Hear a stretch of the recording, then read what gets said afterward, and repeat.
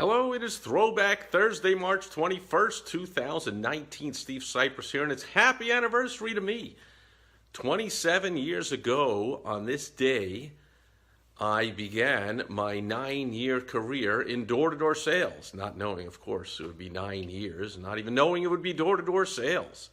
Now, I don't know about this precise date. I guess I could look it up on a Wayback Machine calendar, but I do remember it was the first day of the March Madness college basketball tournament. It was that Thursday. Now, of course, they have these, whatever they call them, play-in games or previous games or something or other before the actual tournament. But the actual tournament, everyone knows, starts, what's today? Thursday. It starts today, right? There's games all day long today, 82 games on at once today and tomorrow. And I do remember my first interview with that company was on the first day of the tournament. I was working at a company after I had destroyed my fantasy sports game business and blown that out. I was working at a company that was actually a sports-related company, and it was a big day, the first day of the tournament, but I was really unhappy there.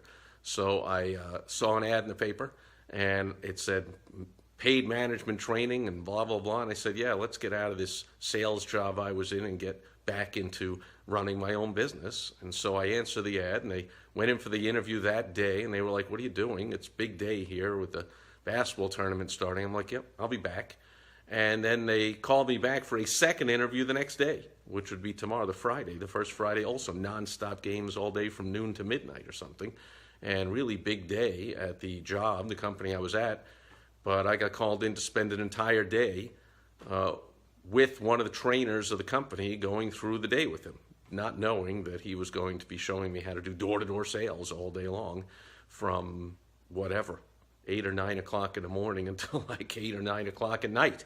So it was total craziness, but that's what I did. So I remember it well. It was the first 2 days of the tournament, and then I agreed to start working. They accepted me, and I started working on the following Monday. So that was 27 years ago. What's the business lesson there? Well, it's this total BS that you hear all the time. You likely hear all the time if you're like me. This, persistence. Persistence is the key to success. That's total BS for successful people. That works. That's what society tells and teaches the 90% of people that work for the 10% of us that own our own businesses. Because, of course, that's what we want that 90% to believe. Stay the course, keep doing what you're doing, keep doing what you're told, be loyal, stay in that job, show up every day no matter how much you hate your boss, you hate your job, be happy that you're in the middle class and that you get 2 days off a week and that you show up when we tell you and you wear what we tell you and you say what we tell you, you do what we say. Yes, Massa, you're on the plantation, so stay there. Don't even think about quitting. Don't think about leaving. Doesn't matter what else is out there. Be loyal, stay with that company, stay in school, stay. That's all you ever hear. Stay where you are. One reason, by the way, it's not a lesson, but people are averse to change. People do not like change. Entrepreneurs, we live, which every day there's hundreds of decisions being made. General public does not like making decisions, does not like change, because this is beat into them like a drum, not by all the society, teachers, of course, any employers they're going to get, and even parents, not knowing any better, teach their kids persistence is the key. Well, for business owners, of course, for entrepreneurs, successful people, it is clearly not. What is the key to success is knowing when to quit. Knowing when to gracefully quit. Like I left that job and then went to that door-to-door sales job. And after I decided that was no longer for me, I left that and I went to something else. And I left that and went to something else. And all the time, as business owners, entrepreneurs especially, we've got all kinds of opportunities coming at us left and right all the time. We've got to know which ones, when to leave the ones that weren't working out so we can focus more of our time, energy, money, all our resources on something else that's working better. We have an example of the guy that's in the White House right now in the United States. No matter what you think of him personally, this guy was doing real estate. His father did real estate. It's all he knew. He did real estate his whole life. His father told him, don't ever leave Queens. Don't go to Manhattan. It's dog eat dog. It's crazy. It's only for the blue bloods and the old money and the big shots, and you can't break in there and stay here in Queens. Stay. Stay doing what I'm doing real estate here in Queens. And Donald Trump said, yeah, no, I'm not going to stay and persist and never quit and just make it happen here in Queens, I'm going to go into Manhattan. So he started building and improving businesses and making money in Manhattan. And then he said, I'm not going to stay in Manhattan and persist until I become number one, the big shot of Manhattan. I'm going to start branching out to other cities. Then he started branching out all over the world. Then suddenly, you know what? I'm going to go into television. What the heck? My whole life is, just doing everything I can to get attention. So he got the offer. Oh, do this apprenticeship. Okay, now I got a second career out of nowhere. Now, if it was society telling him, they would say, don't quit real estate. Keep your day job. Keep doing real estate. That's what you're good at. That's what you know. Don't go into this new thing. Don't go anything strange and different and risky and try something new. Who knows what'll happen in TV? You know what you're doing. Stay there. Persist. That's the key to success. No, it's not. It's knowing when to say, hey, I got to move on to something better. Let's go into the TV world. And then, of course, now you see he's in the way. He went into the politics world, where, of course, he's never really been before, although he's greased the palms and worked with the politicians his whole life. He's a real estate developer. But, of course, he never was in politics, never gave a speech, never ran in an election for anything, never had to really care what other people think because people didn't like him or didn't want to just go to another bank, go to another deal. Now he's learning that, wow, I got millions of people that really don't like me no matter what I do. And he says it all the time. Well, the press used to like me till I ran. Now they don't like. He's not used to this, but something new. So, and who knows? Once he gets out of office in whatever it is, 1 or 2 years or it's 2 years or 6 years, whatever it is, he's going to have to get out of being the president. He's going to go back to real estate, go into something new.